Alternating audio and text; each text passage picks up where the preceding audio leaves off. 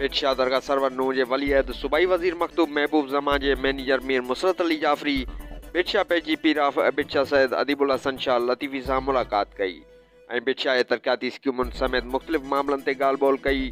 उन मौक़े ते वसीम ख़ान बुगियो, फैज़ अब्बास मल्ला, रजब अली बोज़दार, इमदाद अली चांग, अशरफ सैतो, वाजिद अली मल्ला, ज़ुल्फ़कार अली सूमरो, राजा वसाणी ॿिया बि गॾु मौजूदु हुआ। पीपल्स पार्टी जे नौजवान अॻवान सैयद अदीबुल्ला हसन शाह लतीफ़ी पारां आयल महिमाननि खे सिंधी सक़ाफ़त, अजरक ऐं लुंगी या तोहफ़ा पेश कया विया।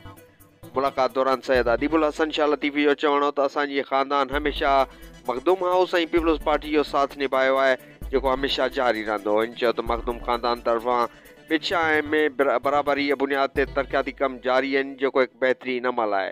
मीर मुसरत अली जाफ़री जो चवणु हो त पिट शाह में मरहूम सैयद नाज़र साईं जे ख़ानदान हमेशह मखदूम ख़ानदान जो साथ ॾिनो आहे ऐं असां बि उन्हनि खे हर फ़ैसिले में ऑन बोर्ड रखंदासीं। इन चयो त सूबाई वज़ीर मखदूम महबूब ज़मा जी हिदायत ते पिट शाह में तरक़ियाती कम हलंदड़ आहिनि। सैयद अदीबुल्ला हसन शाह लतीफ़ी ऐं ॿियनि सां गॾिजी पिट शाह जी नगरी ऐं अवाम जी ख़िदमत जारी रखंदासीं।